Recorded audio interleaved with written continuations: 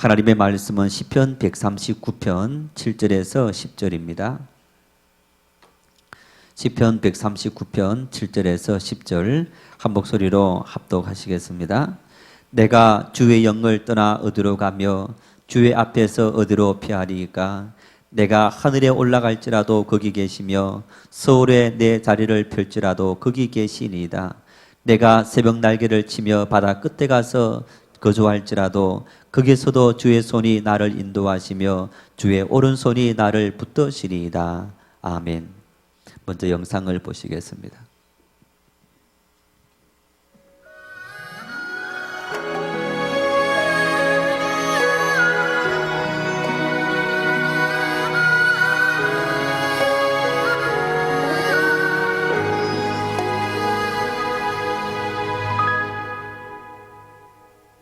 주님이 홀로 가신 그 길 나도 따라가오.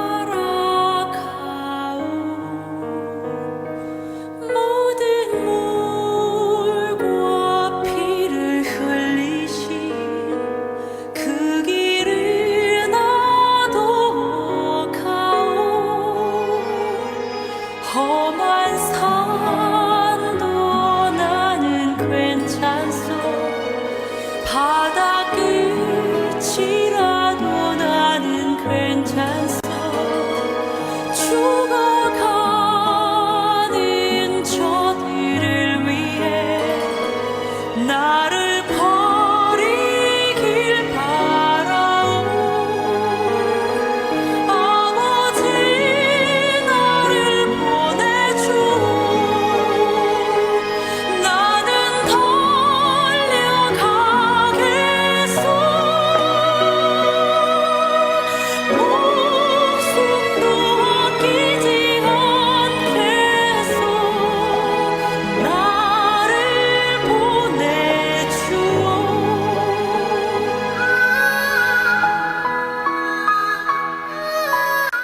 불편해서 힘들긴 했지만 제 믿음이 차갑지도 뜨겁지도 않은 그런 믿음이 아닌지 저를 되돌아보는 시간이 된 것 같아요. 제자들을 실천하는 제가 되도록 좀 더 뜨겁고 열정적인 믿음을 가질 수 있도록 좀 더 무장하고 열심히 기도하는 제가 되도록. 안녕하세요. 김태윤 집사입니다. 제4기 제자학교를 하면서 순종하는 믿음, 그리고 하나님 말씀 안에서 성장하는 게 어떤 것인지를 알게 되어 소중한 시간이었습니다. 담임 목사님과 저를 추천해주신 신봉선 권사님께 매우 감사하다는 말씀 전하고 싶습니다. 감사합니다. 해주신 하나님께 영광과 찬양을 올려드립니다. 너희는 가서 모든 족속에게 제자를 삼으라는 주님 말씀에 순종하는 제자로서 주님께서 몸소 행하신 겸손과 순종의 삶을 살도록 믿음을 잘 지켜나가겠습니다. 감사합니다. 안녕하십니까. 사기 제자훈련 훈련을 무사히 수료하게 된 윤재광입니다. 이번 교육을 통해서 두 가지를 확신하는 시간이었습니다. 하나는 제자들의 삶과 그 다음에 두 번째는 열방을 향한 그 마음이 무엇인지 배우는 시간이었습니다. 하나님과 이철웅 목사님께 감사하는 마음이 큽니다. 감사합니다. 주님 없는 세상에서 정말 힘들었을 때 예수님은 기적처럼 저에게 찾아와 주셨고 제 일상을 돌보아 주셨고 이제는 고난도 감사할 줄 알게 하셨습니다.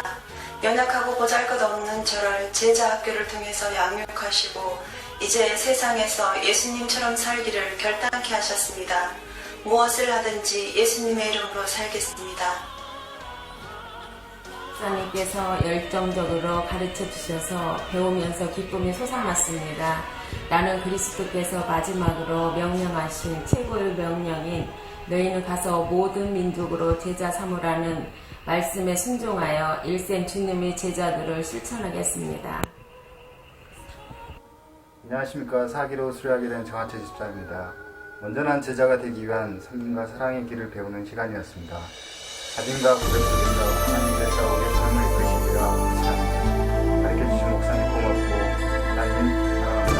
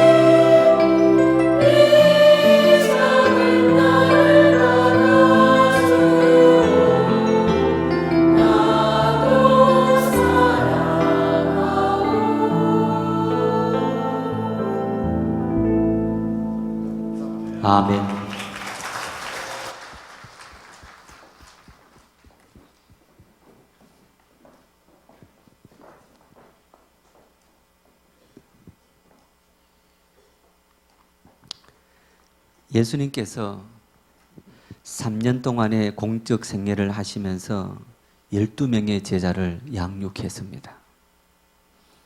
일반적으로 자신의 사후의 사역을 맡긴다, 어떤 후계자를 결정한다 그랬을 때는 어떤 사람을 뽑습니까?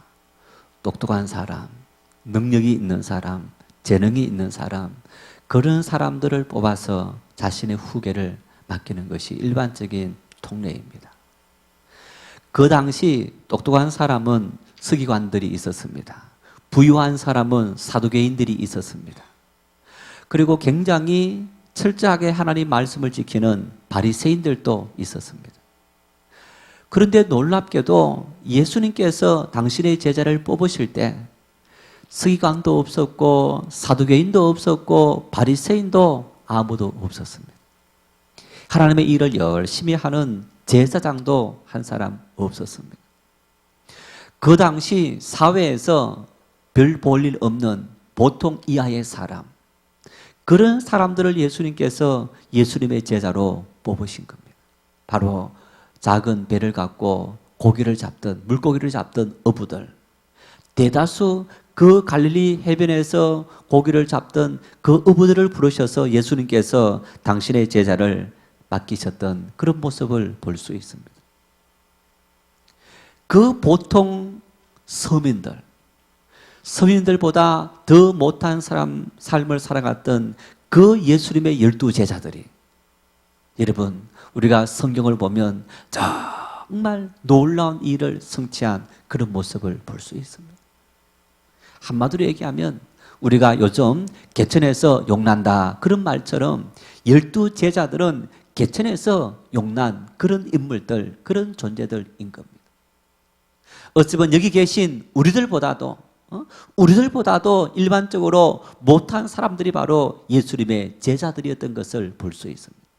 여러분, 그런 제자들이 세상을 변화시키고 수많은 사람들에게 감동을 주는 그런 엄청난 삶을 살게 되었는데 그 동인이 어디에 있느냐? 두 가지입니다. 첫째는 사명을 갖게 된 겁니다. 주님께서 나를 부르셨다. 능력이 있든 없든 나는 주님으로부터 부름받은 사람이다. 주님께서 나를 부르셔서 주님의 일들을 맡기셨다. 그 사명감을 그들의 심령 속에 평생 새기고 살았을 때 주님은 그들을 통해서 놀라운 일을 이루었던 것을 볼 수 있습니다. 두 번째는 사명을 가진 사람들에게, 성도들에게 주님은 무엇을 주셨느냐? 성령을 부어주신 겁니다. 너희가 성령을 받아라. 너희가 세상 속에서 너희가 이 사명을 감당하기 위해서, 이 사명은 너희의 지식과 너희의 능력과 너희의 힘으로 감당하는 것이 아니라 내가 주는 힘으로 감당하는 것이 바로 이 사명의 삶이다. 그래서 바울 사도가 고백하지 않습니까? 날마다 내 약함을 고백하리라. 왜? 내가 약해질수록, 내가 사라질수록 내 속에서 주의 성령께서 역사하기 때문에 날마다 나의 약함을 자랑하고 약함을 고백한다라고 그렇게 말씀하시는 것을 우리가 볼 수 있는 일입니다. 주님의 일들은, 주님께서 부르시는 사람은 여러분 똑똑하고 능력 있는 사람, 그 모든 것을 다 떠나서 주님 앞에서 주신 사명을 감당하겠습니다 결단하는 사람과, 그리고 주의 은혜를 힘입어서 이 사명을 감당하겠습니다, 그런 사람들이 감당할 수 있는 일인 것을 우리가 볼 수 있습니다. 지난 7월 1일, 지난 주중에 정말 많은 사람들을 감동시키는 그런 일이 있었습니다. 사우디아라비아의 왕자가 자기 전 재산을 기부하겠다, 그런 이 인터뷰를 하게 되었습니다. 자녀들 데리고 내 전 재산을 기부하겠다. 얼마입니까? 아시죠? 320억 불, 320억 달러. 우리 돈으로 환산하면 한 36조 정도 됩니다. 얼마라고요? 예, 3,600만 원도 아니고 3억 6천도 아니고 3,600도 아니고 무려 36조. 이 왕자가 세계에서 34번째 부자라고 합니다. 여러분, 그런데 이 부자들이 자기 전 재산을 기부하겠다. 아마 이 빌 게이츠 이분이 자기 자녀들 3명에게 1,000만 불씩만 주고 나머지는 다 기부하겠다. 그런 어떤 기부 소식을 듣고 우리가 이미 오래전에 들었습니다마는 아마 수십 많은 그런 이 부자들이 있지만은 내 전 재산을 내가 이렇게 있는 동안에 60 정도 되신 분인데 기부하겠다. 그런 일들은 참 희귀한 일들 중에 하나인 것. 일반적이지 않다는 얘기입니다. 여러분, 우리가 가진 작은 돈도 내 전 재산을 기부하겠다 하는 거 어려운데 이 엄청난 36조라는 어마어마한 돈, 그 돈을 기부한다. 참 정말 어려운 일입니다.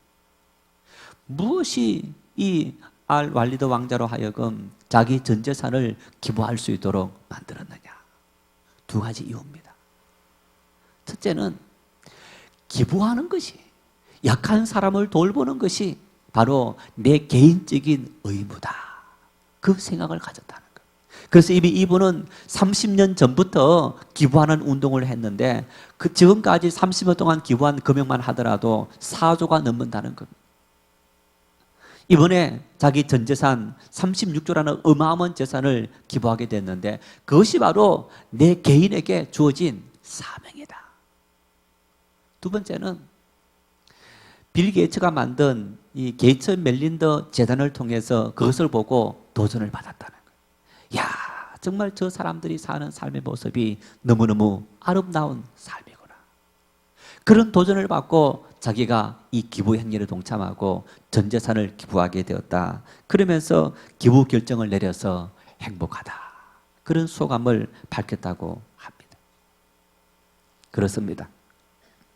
우리를 통해 주님께서 원하시는 것은 우리가 능력과 그리고 힘, 얻은 재물, 부, 이 모든 것들보다 이 세상에 필요한 것은 바로 사명이 필요합니다. 여러분 보십시오. 메르스 바이러스로 인해서 온 국민들이 신음하고 또 많은 사람들이 고통에 빠져 있고 시리에 빠져 있는 이 땅에, 이곳에 무엇이 필요합니까? 당장 돈이 필요합니까? 돈보다 더 중요한 우리에게 주어진 사명이 필요합니다. 수많은 젊은이들이 직업을 찾고 직장을 찾고 실업자 신세로 있으면서 많은 사람들, 젊은이들이 머리를 싸매고 공부합니다. 여러분, 그런데 사실 일할 장소가 없어서 젊은이들이 머리를 싸매고 그렇게 있는 겁니까? 사명이 없어서. 내가 대학을 나왔고 내가 이렇게 했는데 내가 이 정도 일은 해야지. 어쩌면 그런 이 자신의 명예와 그리고 사람들의 관계, 그 모든 것을 생각해서 자신을 내려놓지 못하기 때문에 수많은 젊은이들이 고통 속에 그리고 시름이라는 그런 노를 멍게를 쓰면서 신음하는 그런 모습을 볼 수 있습니다. 여러분, 이 땅에 오늘 우리에게 필요한 것이 무엇입니까? 우리에게 필요한 것은 바로 내 목숨까지도 내어놓을 수 있는 그런 사명감, 그 사명이 오늘 우리에게 필요한 것. 마태복음 28장 19절에서 20절 말씀은 예수님께서 우리에게 주신 마지막 최후의 명령입니다. 유언의 말씀이고 대위임령이다 말씀하십니다. 같이 한번 읽겠습니다. 그러므로 너희는 가서 모든 민족을 제자로 삼아 아버지와 아들과 성령의 이름으로 세례를 베풀고 내가 너희에게 분부한 모든 것을 가르쳐 지키게 하라. 예수님께서 우리에게 명하신 모든 말씀은 너희는 가서 모든 민족을 제자 삼으라.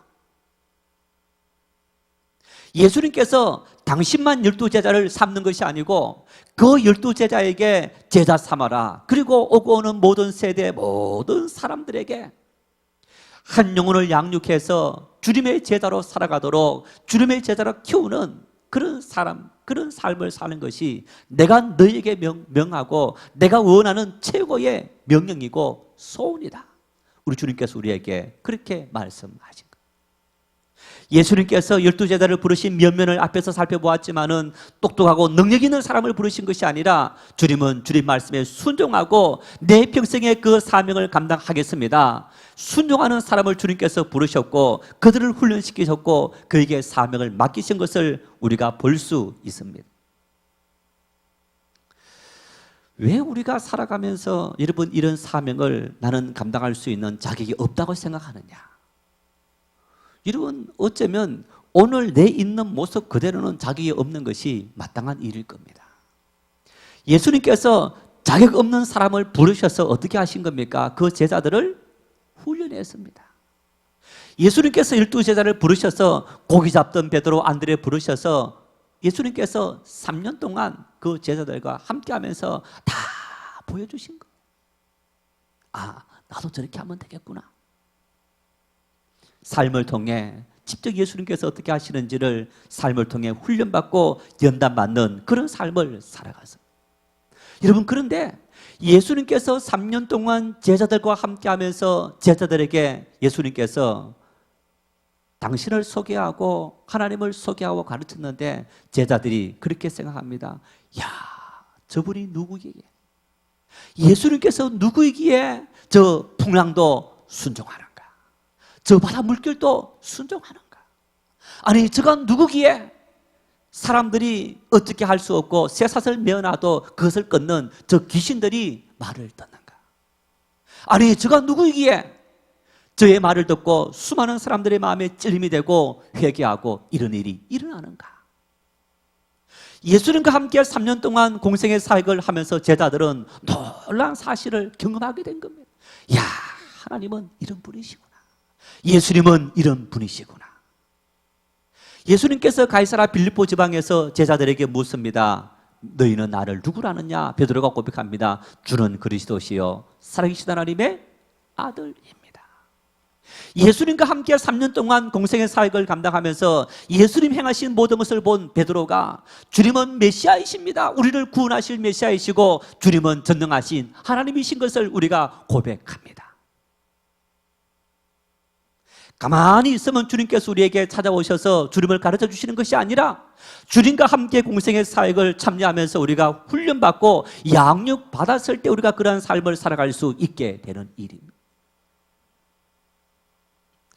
오늘 여러분들은, 오늘 우리들은 하나님을 어떤 분이라고 믿고 있습니까? 여러분, 하나님 어떤 분이십니까? 어쩌면 하나님 어떤 분이냐고 질문하면 하나님은 창조주 하나님이십니다.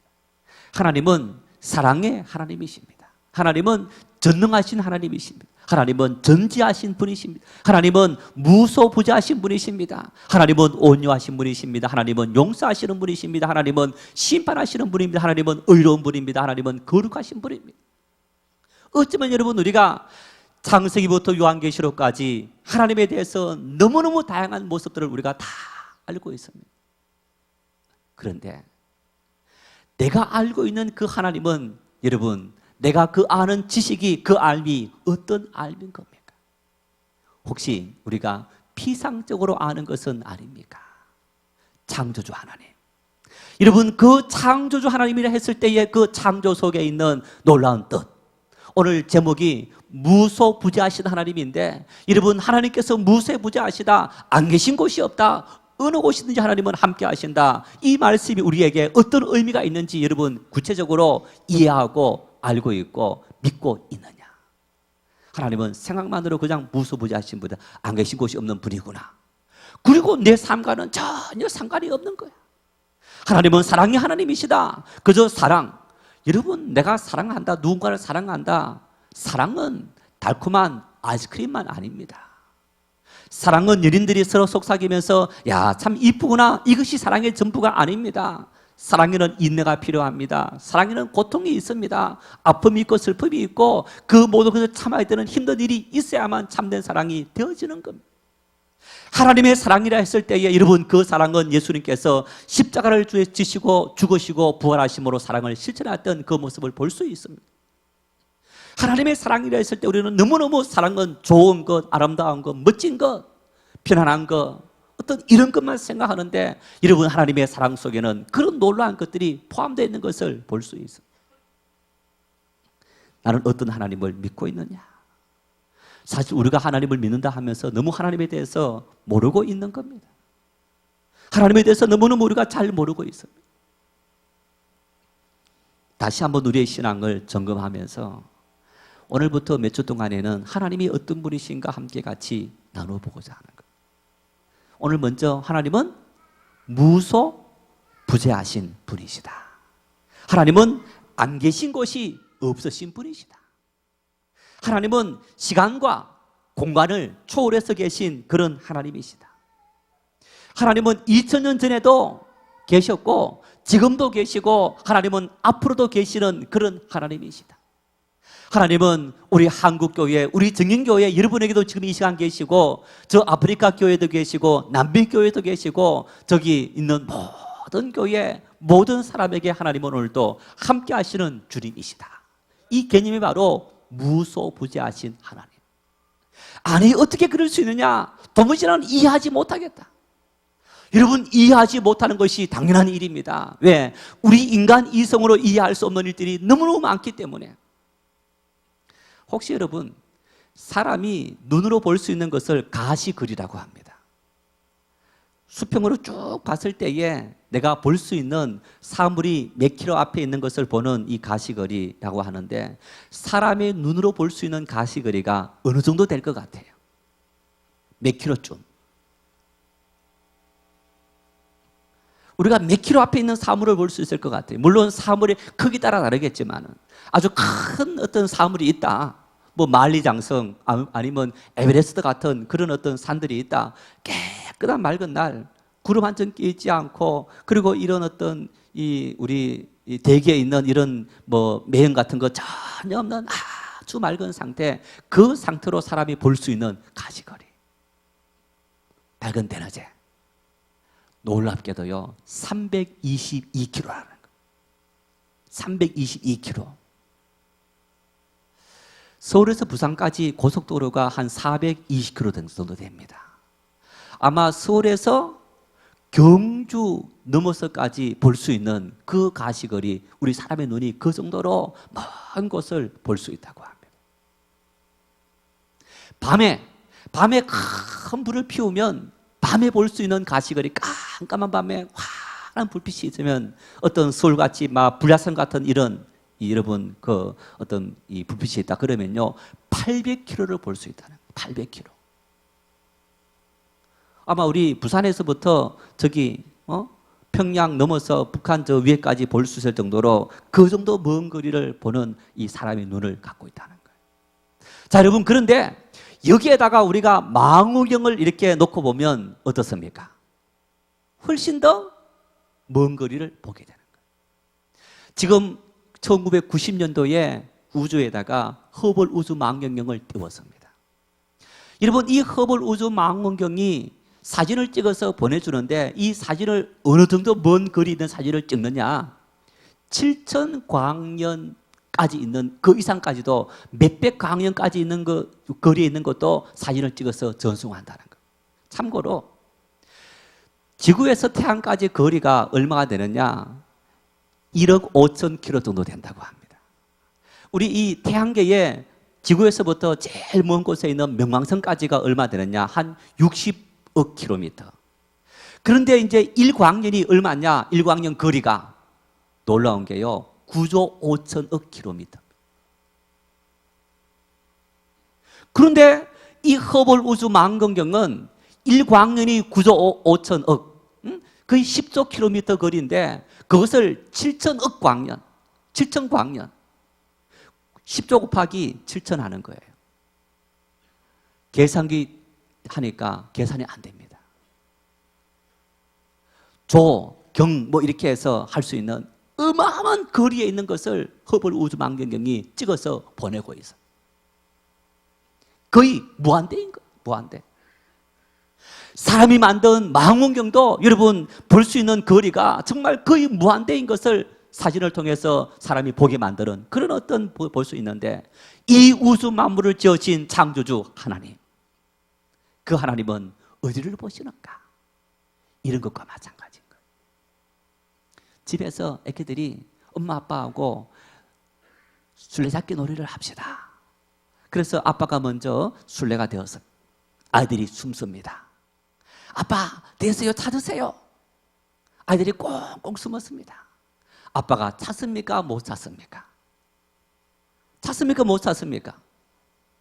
가정이 아무리 크다 하더라도 아이가 어디 있는지 대충 다 아는 거예요. 아빠 눈앞에 다 벗어날 수가 없는 거예요.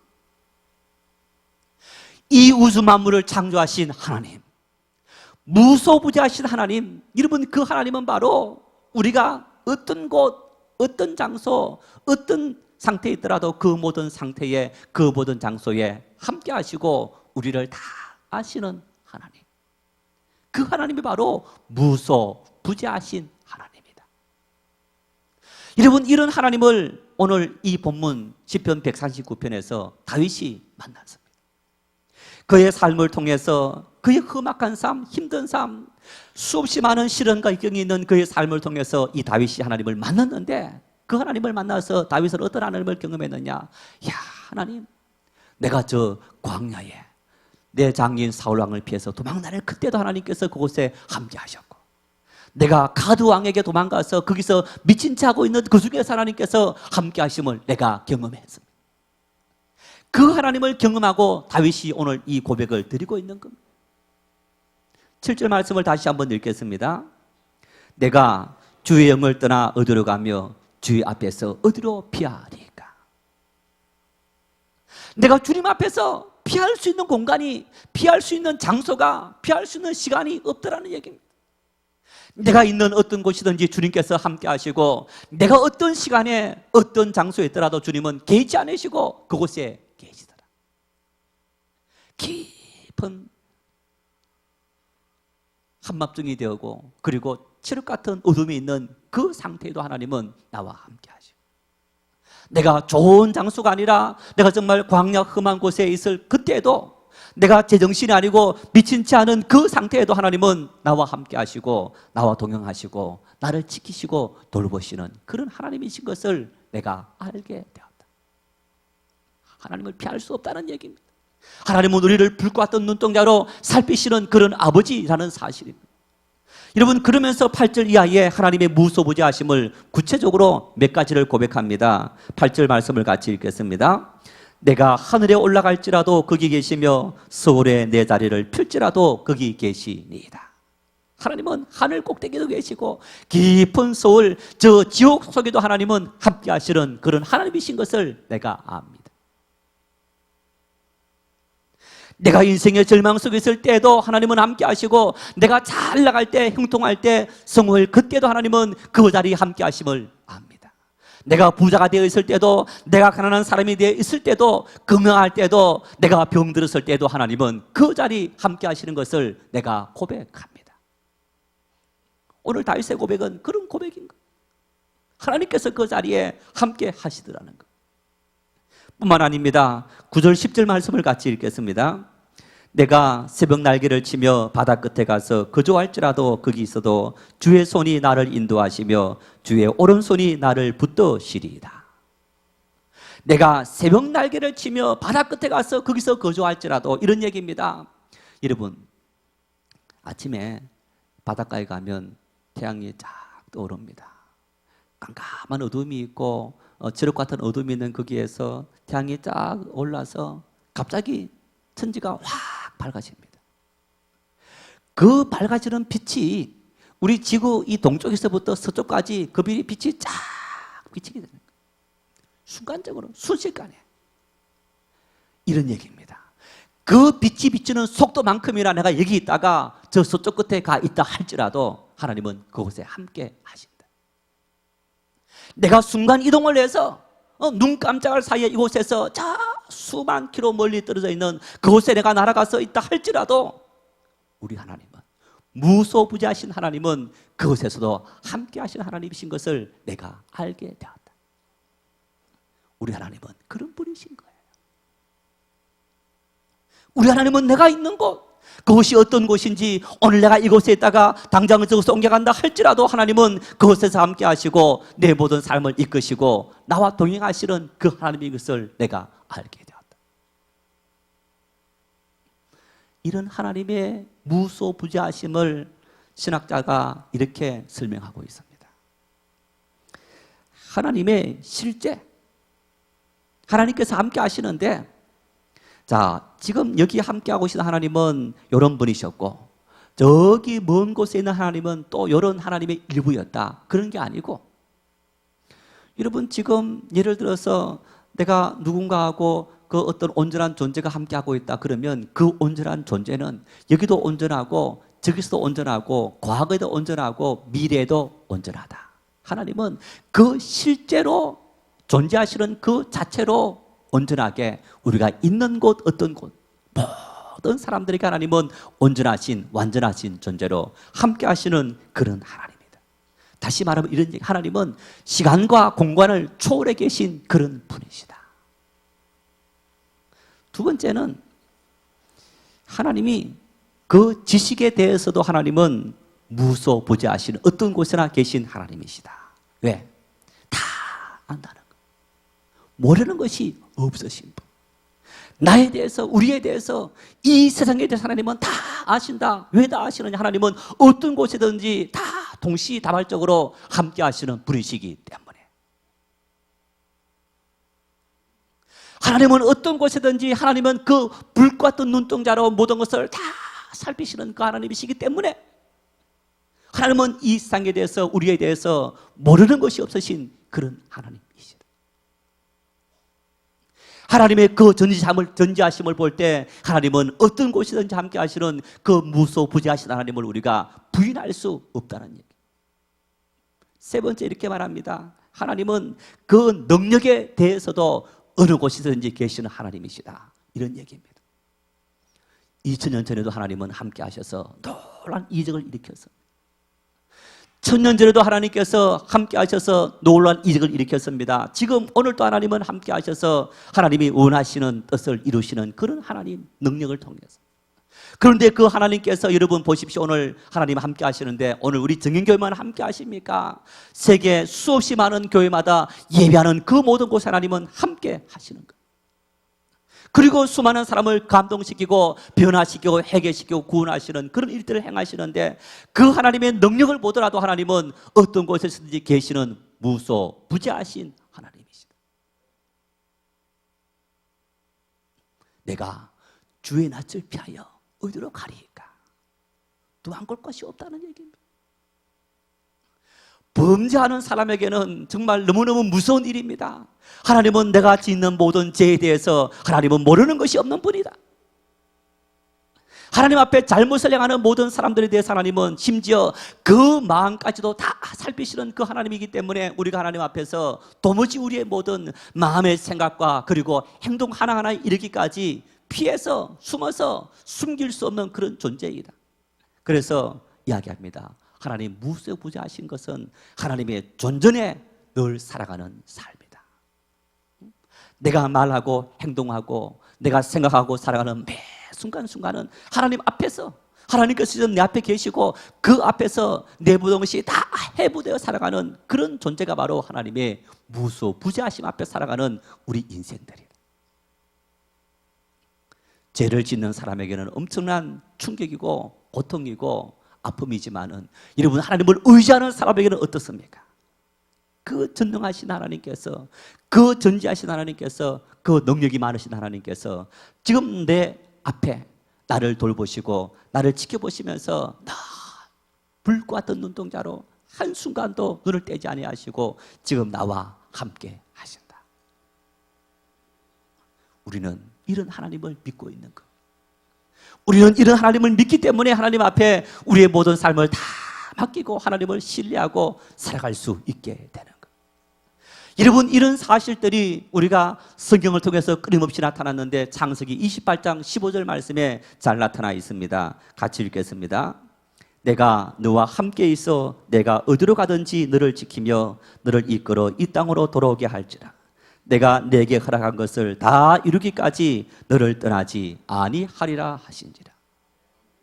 야곱이 아버지 축복을 가로채고 형 에서를 피해서 도망을 갔습니다.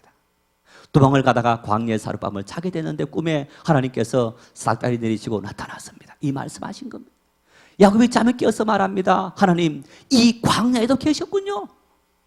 내 아버지 집에만 계실 줄 알았는데 하나님은 이 광야에도 계셨군요. 내가 이곳을 베델이라 하고 하나님의 집이라 하겠습니다.